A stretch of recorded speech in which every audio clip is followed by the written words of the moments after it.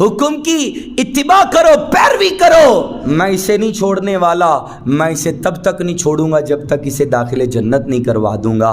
ये कुरान है, इसके लिए कब्र में इंशाअल्लाहुल करीम है कुरान अल्लाह से बिस्तर लेकर आएगा, इसकी कब्र में बिस्तर बिछाएगा। जी हाँ, ये कुरान है, क़यामत तक इसके साथ रहेगा और मैदान महशर में इसके साथ रहेगा, नेकियों के पलड़े में जाएगा, रब की बारगाह में सिफारिश करके कुरान इसे जन्नत में ले जाएगा।